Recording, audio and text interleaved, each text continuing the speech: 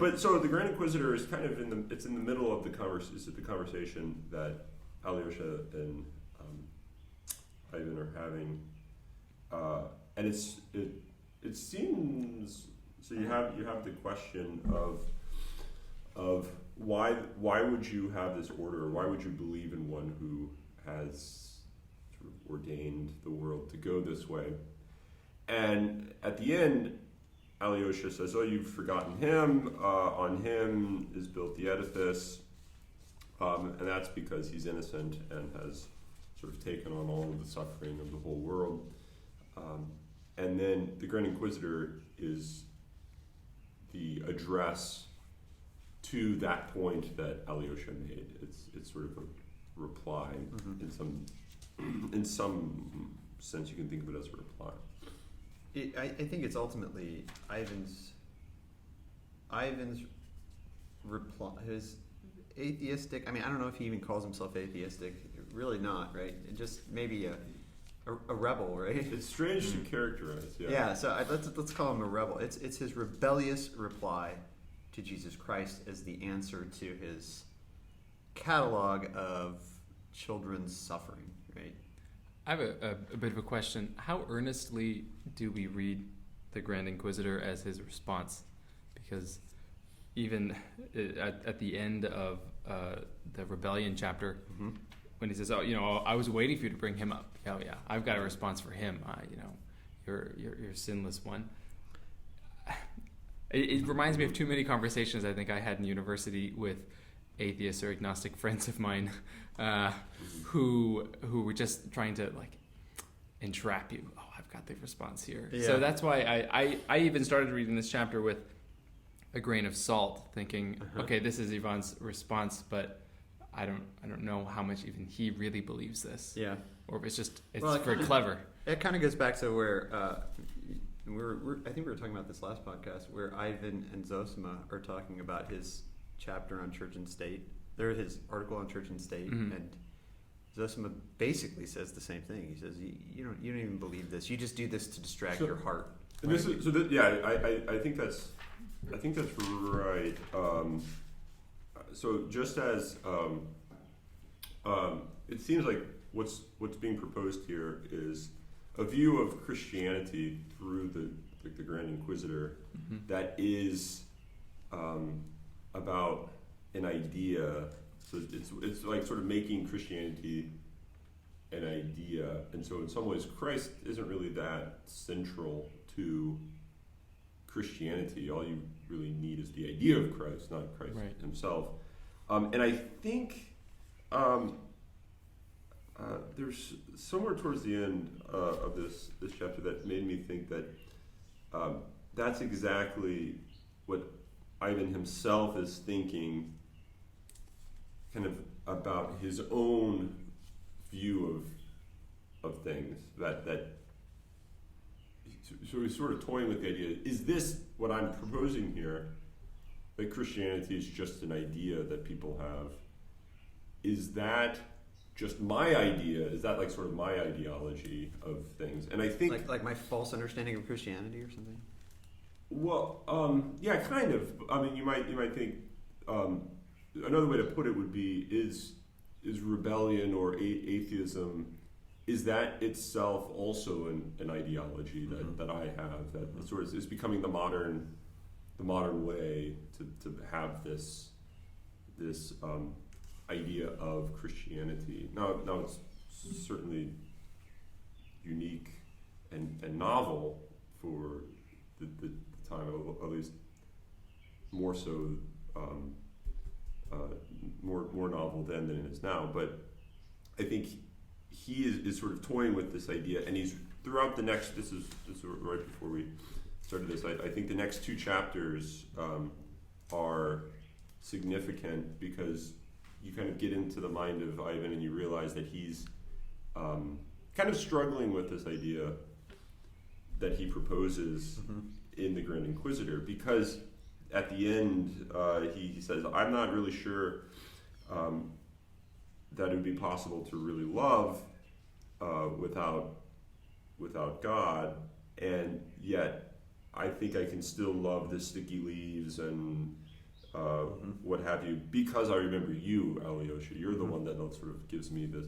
So I think he's toying with this idea of a type of atheism or a rebellion or whatever we're going to call it, or a rejection of Christianity, and at the same time knowing that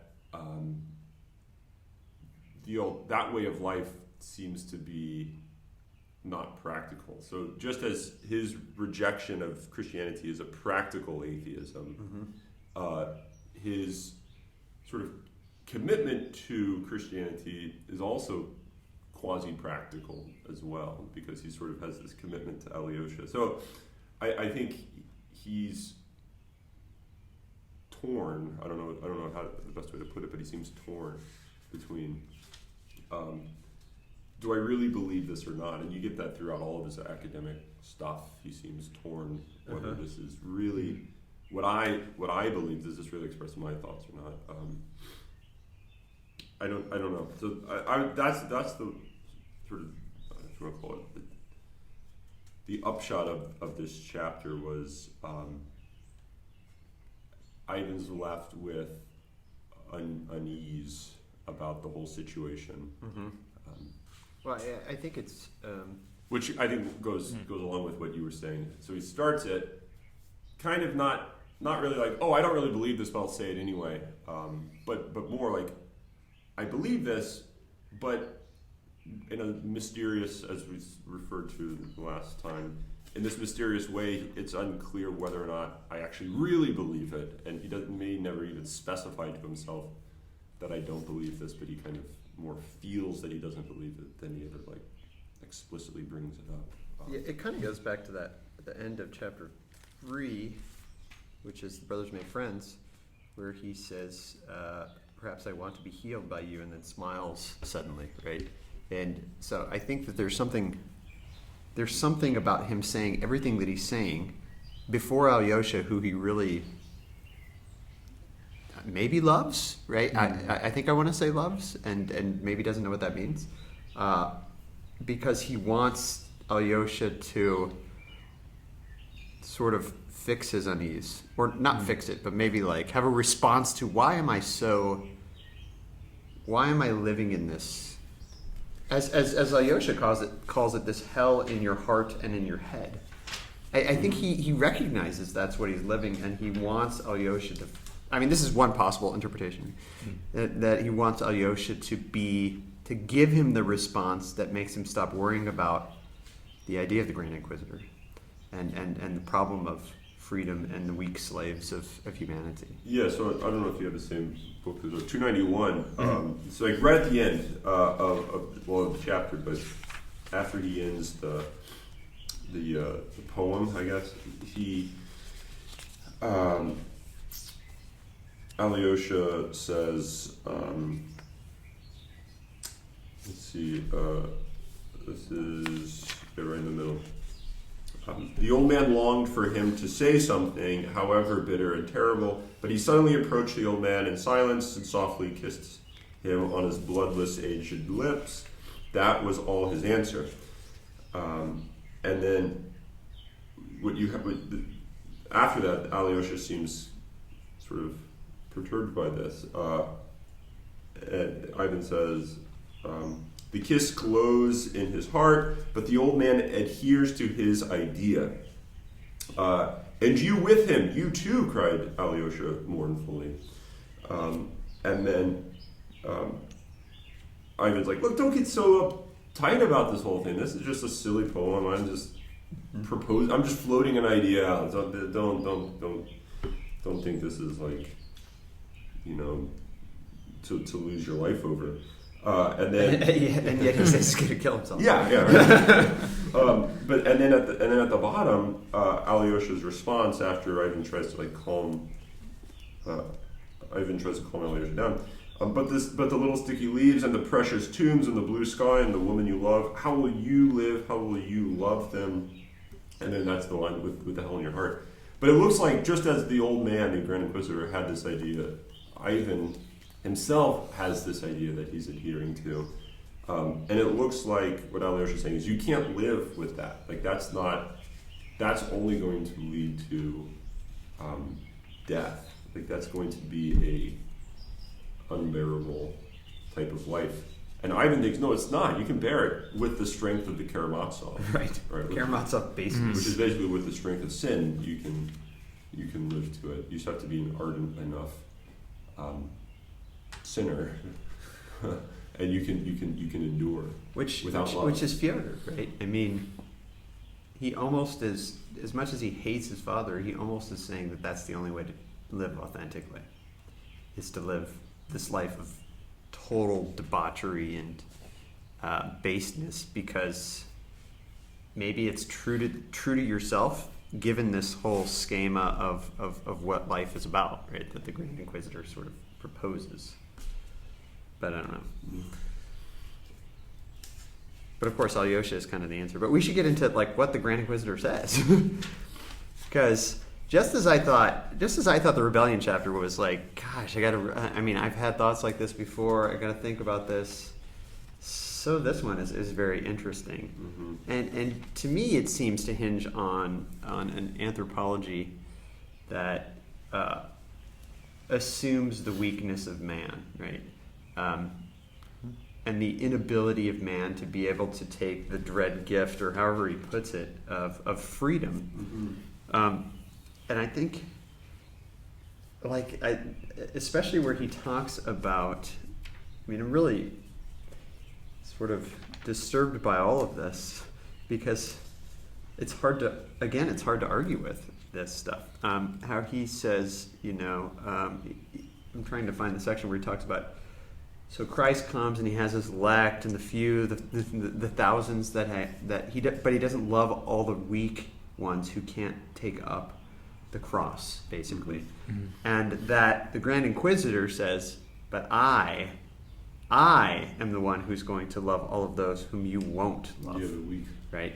And so it's not that he's rejecting Christianity. The Grand Inquisitor is not rejecting Christ because he thinks everything is rot. Although he kind of does, because he says in the end, like, they'll die and that's it, right? So there's no immortality, right? This is one of the big themes of the book. But he seems to still want to do this for the sake of what he's calling love of the weak ones who can't endure the cross, the terrible freedom that Christ is sort of dies for to give to people, right? So page 286 right here, where he started talking about riding the beast and raising the cup with mystery written on it, right? Obviously, the language is from the Book of Revelation, right? The Whore of Babylon. Sort of in the middle of that page, he says, a little bit before that. For who can rule men if not he who holds their conscience and their bread in his hands, right? The first two temptations.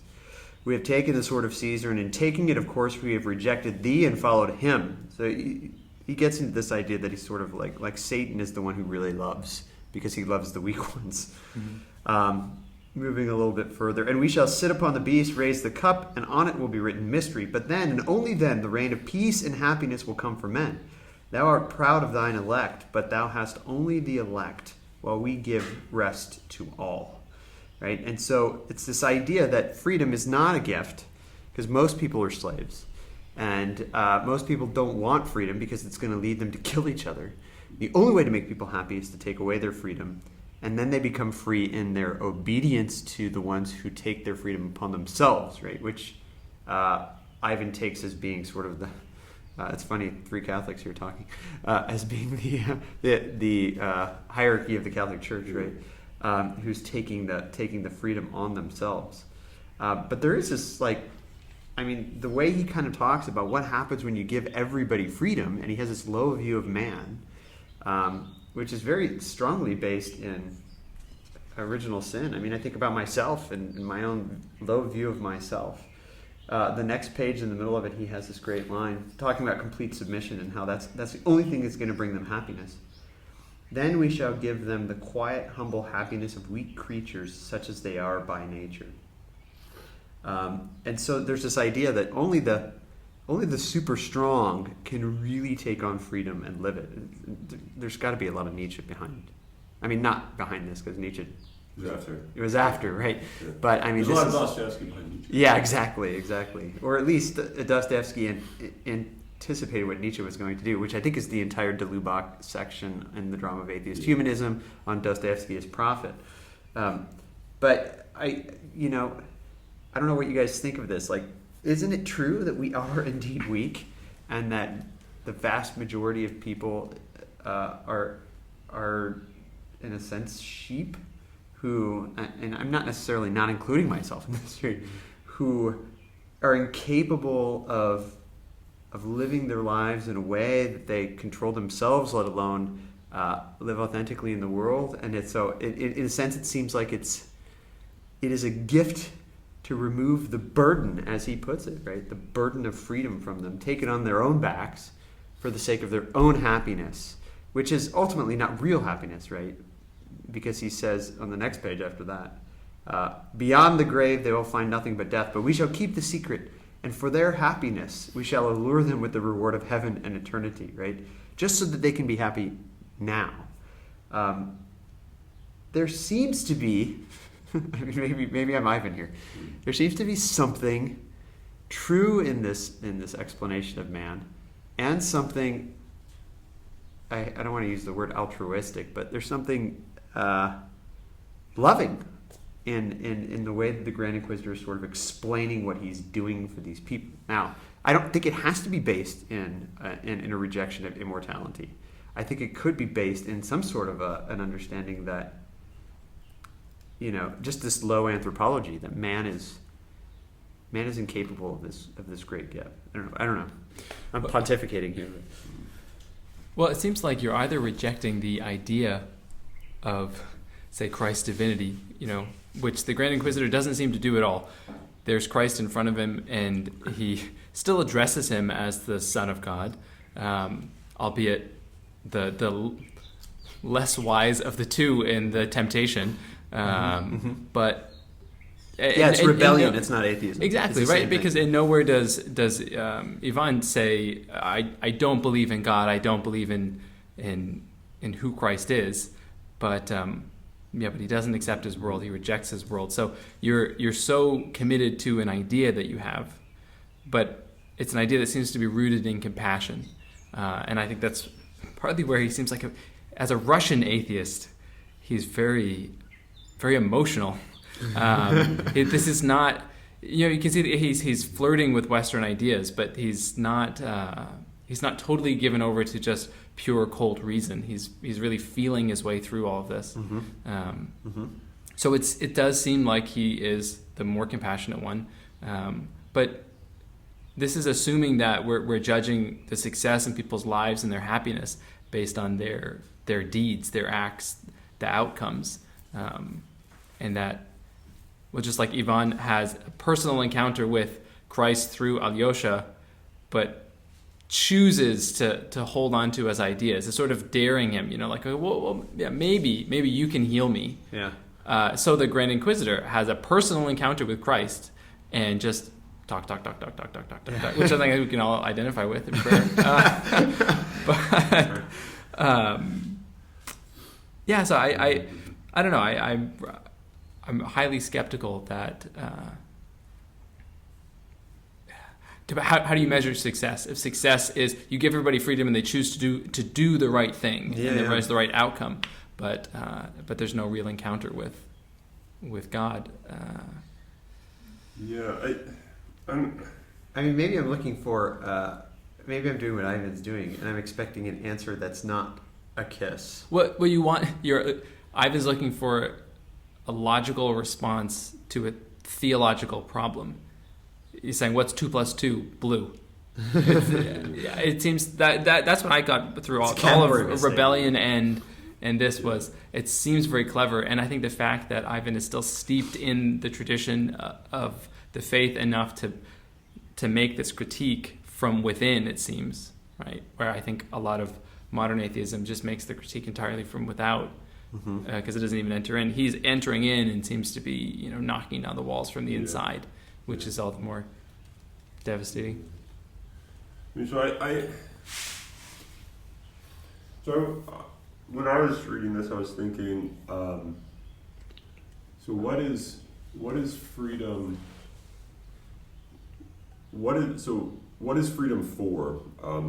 That Christ, suffered these 3 temptations to merit freedom for us, and what's the point of that? And I want to say that it was for the sake of bringing to fruition the sole mission of Christ, which was, to die on the cross.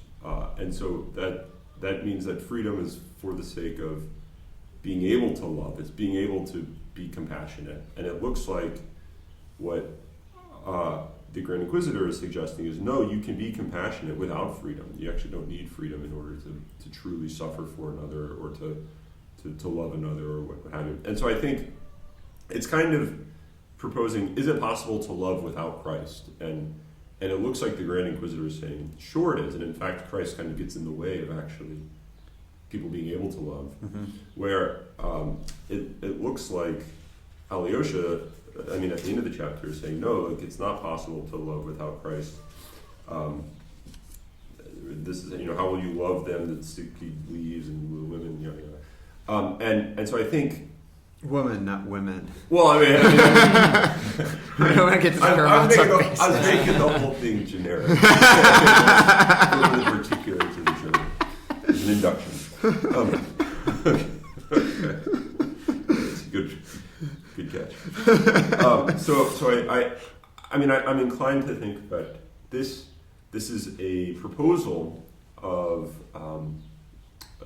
the modern idea, which is, can you set up the Tower of Babel, set up the church, set up everything that's near and dear to thousands of years, and yet have the death of God, have Christ sort of fall out of the picture. Mm-hmm. And it seems that's what socialism, the communist ideal that's sort of right in the waters, right, is apparently doing, and that came a lot earlier on in the book, and I think it's still coming, and it's it's very central to Demons and a lot of his other works. So I'm inclined to think that the idea of having freedom, and say, like, what good is freedom? It seems that it's not possible to have any type of love at all without freedom, mm-hmm. and therefore you can't have freedom without this type of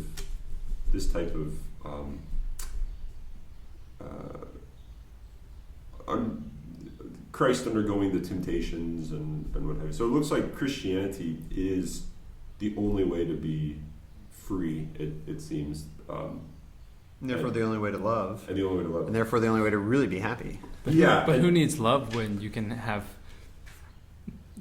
a cheaper happiness? When you can have a bit of compassion. Exactly. Yeah. And so I think that's what's being proposed here. And I think Ivan sort of identifying, here's this alternative that the vast majority of people aren't going to be able to know the difference between, because here behind closed doors, the Grand Inquisitor can sort of spot the difference. I'm proposing the simulacra, and you're proposing genuine love, but no one's really going to want genuine love. And in fact, the common people aren't going to really be able to have the strength to actually sacrifice their lives and actually do all that painful stuff. So I'm going to provide them with the broad brushstrokes of what love looks like. Bread and circuses. Yeah. And the commoners, they're not going to know. But I think Alyosha is saying, no, the commoners will know, because the commoners suffer, the commoners love, or at least they want to. So I don't know. I'm seeing you have these two characters, the Grand Inquisitor and Christ, proposing what. One way to think of it maybe is one is sort of an ideology of love. The other is actual, like, flesh and blood love, which is not pleasant. You can put it that way. It doesn't feel good, but and so I think that's what's being proposed. And why would you choose one over the other? I don't think we necessarily get an answer here, but I think the book, and especially the next book, when you move to Zosima, I think you get this glimpse as to why one would find it find it better to choose one over the other. But I mean, the ending I think is actually really important of this chapter, just because I think it does kind of give an answer where, going back to your idea, Jager, about the idea versus Christianity as an idea versus being an incarnational reality, or like you were saying, John, an encounter. It seems like Alyosha plagiarizing at the end, right? Which I love that. That's plagiarism when he kisses her, right? But yet he recognizes that that's, and Ivan does too, right? That's the true Christian response, right? It's not an apologetic against like why what you're doing is wrong, which is kind of what I was asking for in my big long tirade just a second ago. But it's instead it's this just active love. I mean, that's the words of Zosima, right? Active love. That's what he says. Yeah, that's how you know immortality. Yeah, that's how you know freedom and happiness and love and all that, right? And so Alyosha, who is truly, I've seen this already a number of times. He's truly a son of Zosima, right? He lives and thinks and acts like Zosima has sort of like already shown us what Christianity is supposed to be, how he explains it and talks about active love to Madame Holikov, and it seems like Alyosha is sort of like really Zosima's child, like the incarnation of Zosima's philosophy. And so him standing up and kissing Ivan, I think, is his ultimate response. I mean, he doesn't do it quite at the beginning, right? He starts sort of arguing, but then he sort of ends it by doing that. And I think that it was an effective argument. That's not an argument, right? Because what does Ivan say at the end? I mean, I think this. Let me just read this paragraph because I think it really shows that the Zosima way is what true Christianity is, and it almost seems like Ivan, not quite understands it completely, but maybe mysteriously starts to begin to understand, even though he's still planning on dashing the cup at 30, right? So can you start? I mean, can you just read I think up here where it begins with in the Karamazov way again. Oh yeah. I mean that's pretty far up, but right here in the Karamazov way. But I think this all right. Here we go. I'm going to read a page. Oh man, I'm going to read a page. Well, I mean, we only have one chapter talking about. Yeah. 30 minutes. So here we go. In the Karamazov way again, right? That's how he's going to escape the evil, right? Everything is lawful, you mean? Everything is lawful. Is that it? Ivan scowled and all at once turned strangely pale. Ah, you've caught up yesterday's phrase which so offended Musov, and which Dmitri pounced upon so naively and paraphrased. He smiled queerly. Yes, if you like, everything is lawful, since the word has been said. I won't deny it, and Mitya's version isn't bad. Alyosha looked at him in silence. I thought that going away from here, I have you at least, Ivan said suddenly with unexpected feeling. But now I see there's no place for me even in your heart, my dear hermit. The formula, all is lawful, I won't renounce. Will you renounce me for that, yes? Alyosha got up and went to him and softly kissed him on the lips. That's plagiarism, cried Ivan, highly delighted. You stole that from my poem. Thank you, though. That's interesting. Thank you, though. Get up, Alyosha. It's time we were going, both of us. They went out, but stopped when they reached the entrance of the restaurant. Listen, Alyosha, Ivan began in a resolute voice. If I am really able to care for the sticky little leaves, I shall only love them remembering you. It's enough for me that you are somewhere here, and I shan't lose my desire for life yet. Is that enough for you? Take it as a declaration of love, if you like. And now you go to the right, and I go to the left. And it's enough, do you hear? Enough.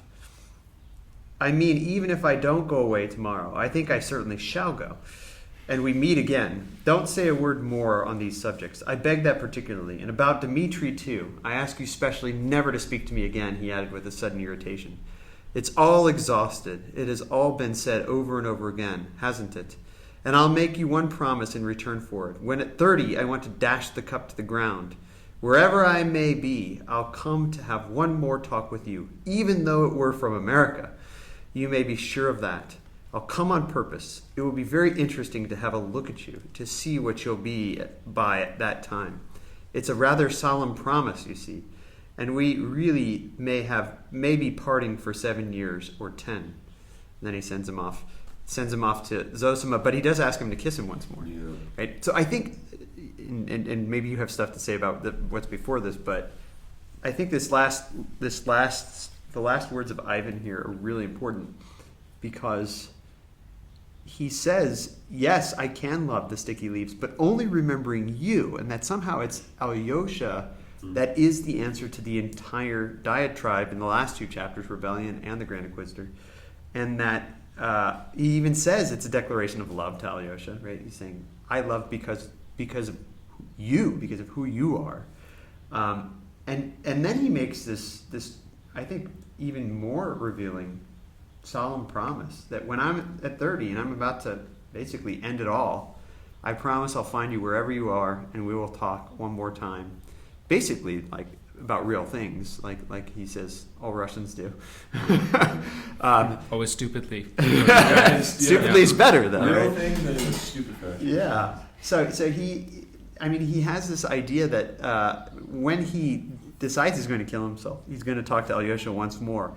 I think with some sort of an idea that you could pull me out of this, right? Because it seems like he has pulled him to the point where he can love the sticky leaves and really love Alyosha. You love a person, right?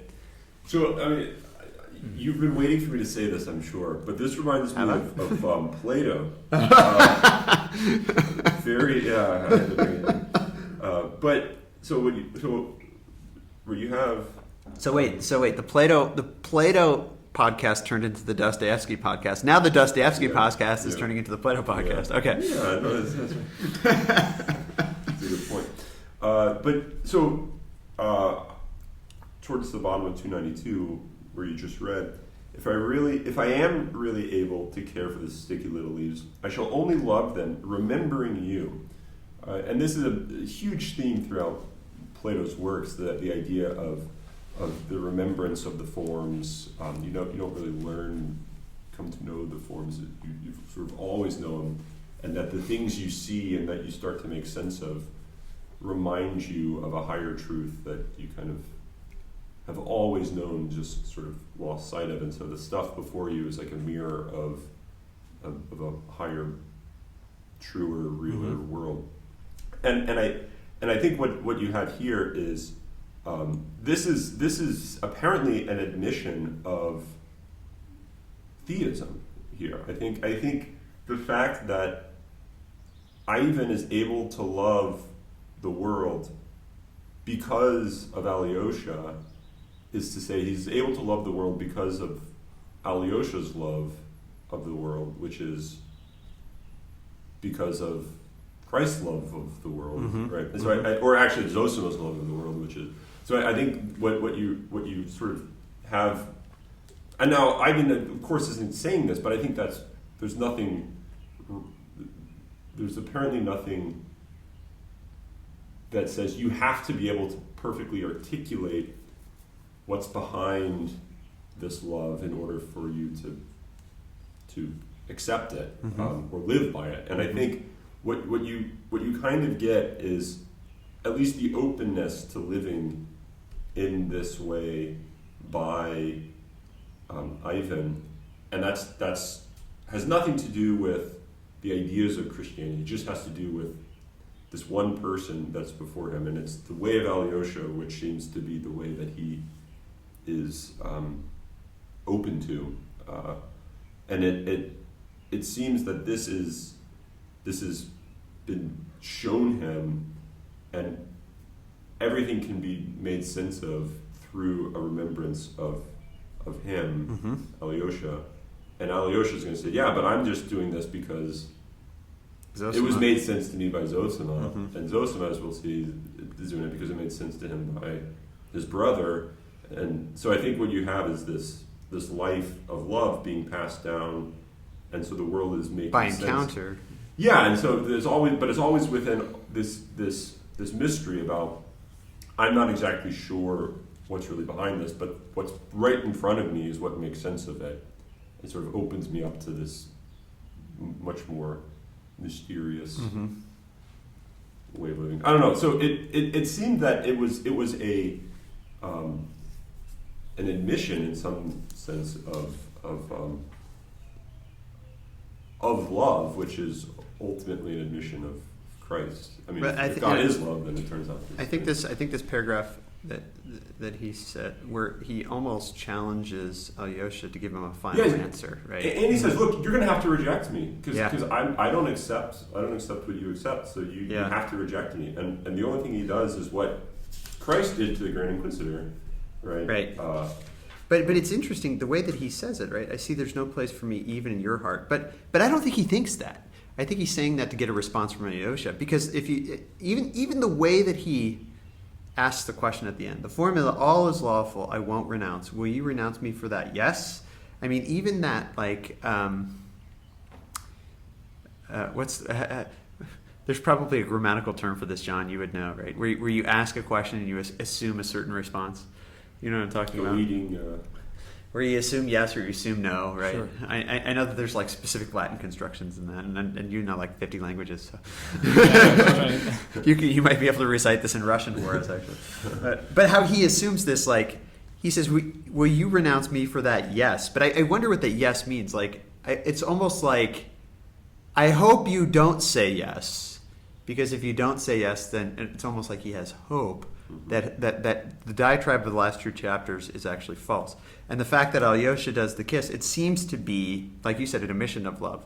And therefore, I think it seems to be a hope that he gives him. I mean, so you get a lot of torment in Ivan here, right? So the reason I wanted you to read up there, one of the reasons was, I mean, after he says, look, the way to live is to embrace the Karamazov way. And he says, Alyosha says, you mean everything's lawful then? And then Ivan scowled, and all at once turned strangely pale. So it seems that this idea also sickens him. The idea that's completely behind his entire way of life brings him like discomfort. It's unsettling to him. And that's when he then transitions to say, but because this is what I accept, you have to reject me, or will you? And it's maybe realizing this is the consequences of my worldview, but it seems that these are consequences that he's not happy with, and so he's sort of hoping there's something else. Yeah. But I don't know. But I mean, you get what seems to be a complete turnover from the top of 292 to the bottom of 292 with. You've got to just hold on to baseness, and then at the bottom, after Alyosha kisses him, no, you can actually love things because of you. Well, it seems like since he finishes the poem of the Grand Inquisitor, I read him as being very aloof, and he's sort of gleeful. And now the ball's in Alyosha's court where he's supposed to give a response, right? And he knows that he's trying to elicit that, and then he has these moments where he gets serious, or he scowls, right? At the thought of everything is lawful, but I don't know. I don't read him quite as earnestly as we've been discussing him right here. I think that. I think he's being very playful, even when he says, "Okay, well, this is what I believe. I won't renounce the formula. So, like, you're gonna reject me," because then he just flits from that back to, "I will really be able to care for the sticky little leaves, loving them, only remembering you." What does it mean for Ivan to be loving the sticky little leaves? I think that to be using the term love to mean the active love that Alyosha has for everyone that he encounters, that he's learned from Zosima, that Zosima, got from his brother, and an encounter with Christ. And then to say that Ivan loves the world the way that he loves humanity in this broad sense, I don't know. It seems like a real cheapening of that idea of love, and I don't actually. I'm not positive that he says I can love the world because you love the world. I think there's something more of I think of you, and I love you. He doesn't exactly say why. But I don't know that it's that you love the world, so I love the world. Maybe there's somewhere else in the text that actually says that. But to me, it's more, I love you, which these brothers are constantly saying to each other. And you think, what do you even mean? Honestly, they're always kissing each other on the lips and saying, I love you. And you're like, you do? What? I don't get it, to be honest. And then when he says, I'm going to come and find you before I'm 30 and I dash the cup to the ground, I don't know. To me, that sounds like the most annoying of annoying, sort of like, oh, it's all about me, and I'm going to come and find you. And he's got this grand idea. Like, he's still hoping that Alyosha's going to engage him somehow, because he's delighted by the gesture, right? When Alyosha kisses him, that's plagiarism, cried Ivan, highly delighted. He's not upset about that. He's just, an homage to my poem. You're playing the game too, right? Yeah. So I to me, he's that sort of playful sense of somebody who knows they're arguing about something that's very serious, but isn't yet willing to cede any of the ground that they need to make progress on it. So I think it's his immaturity that comes through here, because we have to remember that Ivan is, I don't want to give anything away, with the Holocaust scene, with the profession of love and all that. Is that before this or after this? To Katerina? Where Alyosha basically outs him for having loved Katya. Is that earlier than this? I think. Yeah. I'm losing my... Yeah. Where he takes their hands and puts them together? Right. And that's like, right. And he's like, what are you doing? You're such a fool, Alyosha. And that's right before. But I mean, in that chapter, they're commenting on... Ivan looks his age, because he's what, 20? So young. Yeah. No, he's not even 28. Dimitri's 28. No, he's like 24. He's like 20. Yeah. So because Alyosha's like 20. I think he's 20. Like 24. 22. Yeah. But he's quite young, and I think that, I don't know. Mm-hmm. This was, and maybe I bring too much personal experience of, I didn't go to a Catholic university where I was the only Catholic in my whole university experience, in a lot of ways, right? So I would have these discussions with people, and there's nobody like the Irish who can feel like they have the right to pronounce on everything that has to do with the church, and you can't argue with them because you're just a dumb American, you know what I mean? So I don't know. Yeah, I'm a lot more skeptical of everything Ivan has to say. Not to undercut anything, but I think that one.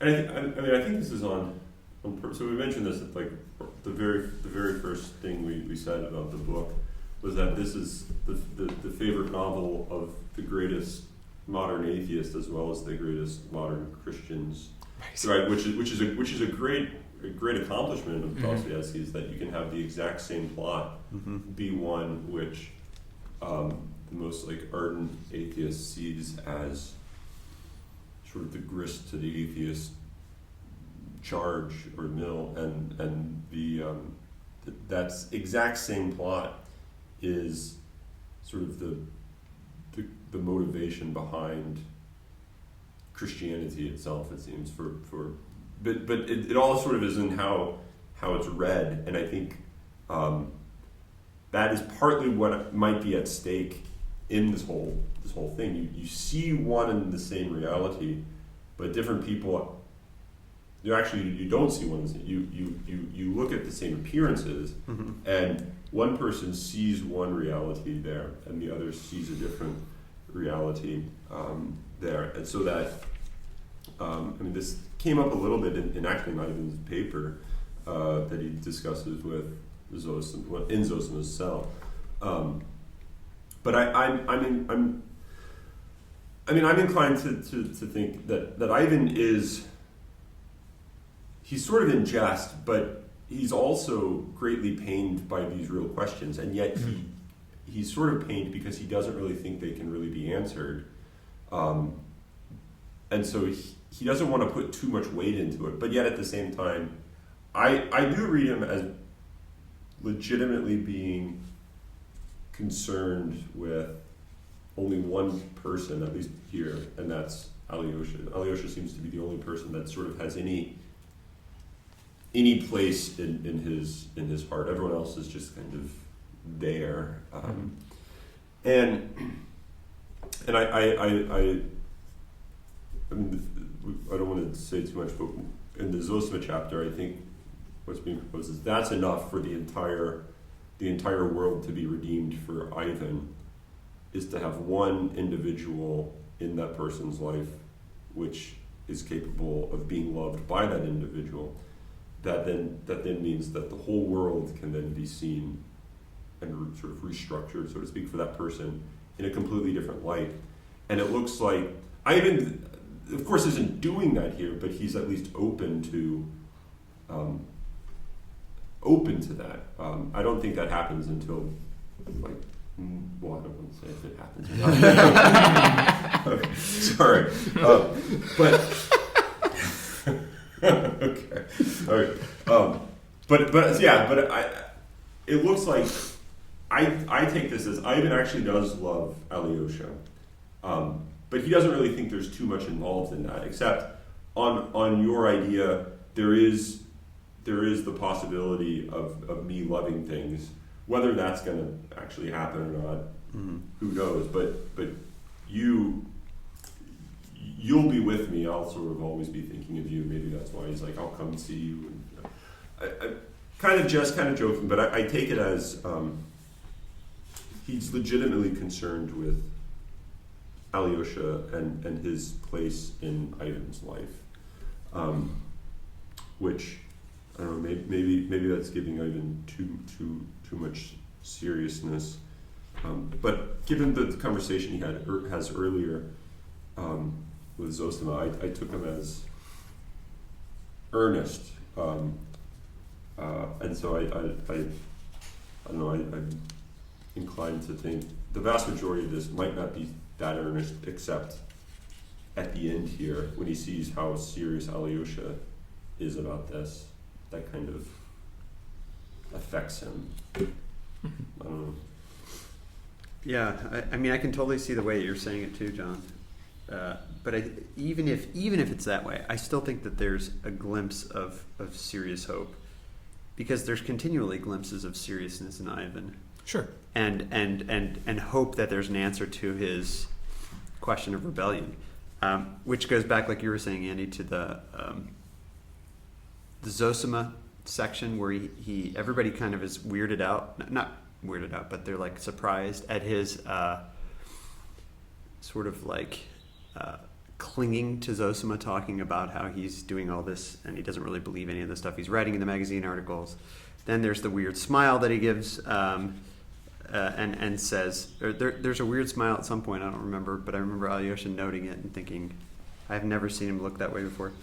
And then there's the comment that he makes at the beginning where he says, you know, maybe you can save me from this, and he gives another weird smile. And so I think even though he might be youthful, he might be sort of tongue in cheek with everything he's saying. I think he's using that to hide something that's authentic underneath it all, and that something authentic did happen with Alyosha kissing him that makes him think maybe there is an answer to this, even if he continues to sort of protect his heart by, you know, sly smiling and joking and right. So I think it could be that way.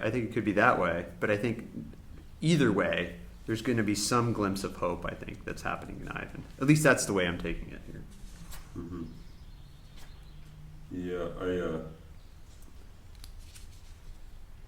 Yeah, I think the next two chapters, I think you get a little insight into the inner life of Ivan, which leads you to see that he's actually beating himself up inside. And I think it's the slow beating himself up inside that leads to, well, whatever happens in the book titled Ivan. Yeah, 11.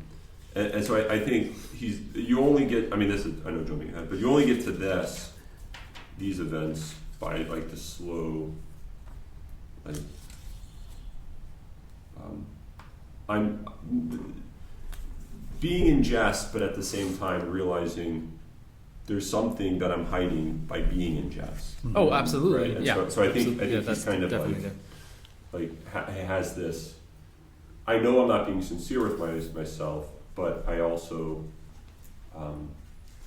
can't be serious about this. And it's Alyosha's seriousness that sort of makes that all the worse for him. I mean, we've all been in situations like that. Yeah, I don't think I've ever had the maturity of Alyosha just to. Yeah. I'm just gonna treat you with active love here, man. Yeah, you're trying to talk about like this thing that's happened, that you read in the Gospels, and it's really moving, and then the person you're talking to is like making jokes about no one expects the Spanish Inquisition.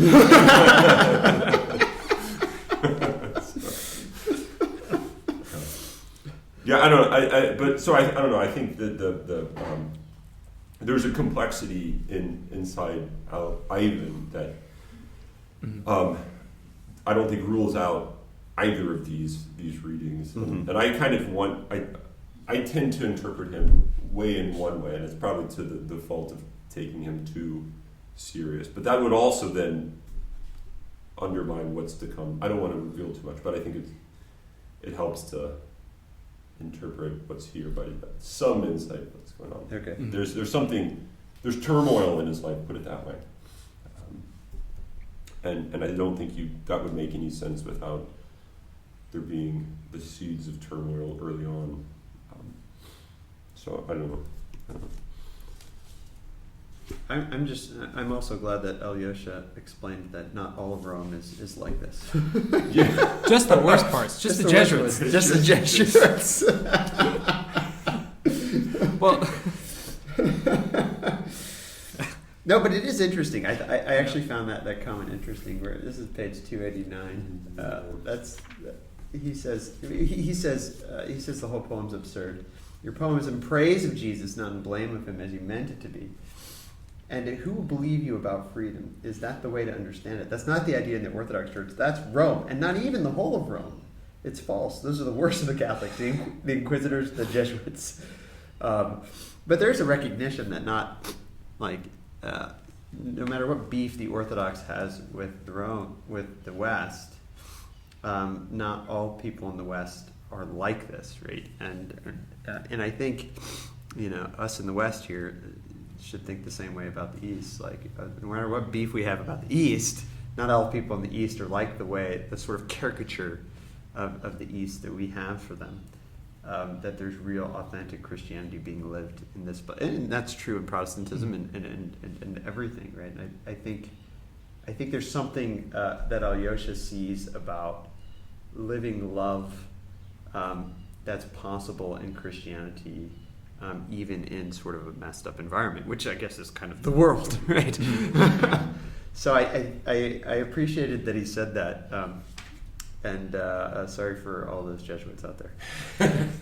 Well, and then even later, he in that paragraph he says, we know the Jesuits; they're spoken ill of, but surely they're not what you describe. They're not that at all, not at all. They're simply the Romish army for the earthly sovereignty of the world. They're not about lofty melancholy. They're really just about material gain. So back off. But at the question when he says, "Who will believe you about freedom?" I think if you were to just give somebody the comic book version of the Grand Inquisitor and say, "Read this and tell me what you think," I think most people would read it and say, "Oh yeah, that's an interesting." Scenario here back and forth between Christ and the Inquisitor, but it talks a lot about human freedom because certainly in the West, I think that this notion, would people rather be free or would they rather be happy? I don't know. I think if you're honest and you read that, you say, yeah, most of us would be content, Right. to be content, Right. and not to be free. Right. You know, that we'd take peace, even death, over this awful freedom. Yeah. And maybe to a reader in 1860, 1860, I think it's 61 is when Dostoyevsky dies. But even to a reader in the 19th century, does this come across as like obviously some sort of a Western idea, some sort of messed up interpretation of freedom? You know, what's the authentically orthodox way to view freedom? And I was looking forward to talking to you guys about it, because I thought, well, we would talk about freedom not just as the ability to choose and do whatever it is that you want, but it has to do with your interwoven social connections and obligations to other people. Is there a different understanding of freedom in the East, or a different way of articulating that you know? I don't know, actually. I feel like I'm learning what the East maybe thinks of freedom in Dostoyevsky, and there's a question of, is Dostoyevsky a real sort of authentic interpretation of the East as in a general sense or not? I don't know. I think